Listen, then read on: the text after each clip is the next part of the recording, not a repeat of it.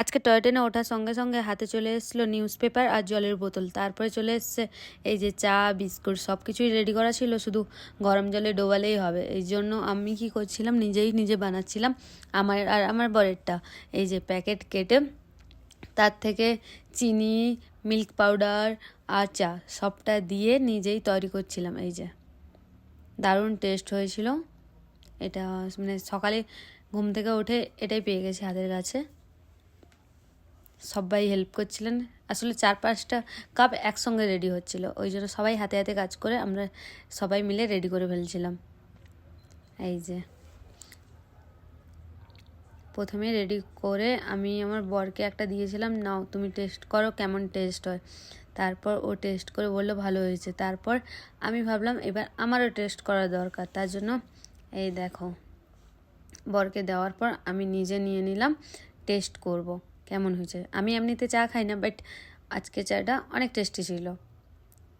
এই যে দারুণ। তারপরে খাবার, আমাদের আবার খাবার চলে এসেছে। এটা ব্রেকফাস্ট না, এটাই ব্রেড আছে আর এটা নন ভেজ আর এটা ভেজ, কারণ আমার চৈত্র মাস বলে এটা ভেজ আর ওর নন ভেজ। সঙ্গে দুটো বাটার, না এটা টমেটো সস আর বাটার। এবার না না নন ভেজে কি দিয়েছে দেখি, পড়বে না পড়বে না। ডিমের আমলেট, ভেজে কি আছে?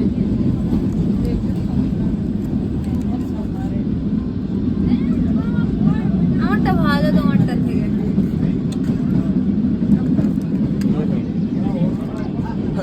মুড রাখো, সঙ্গে রাখো। ভিডিওটা অফ করো, ভিডিওটা অফ করো।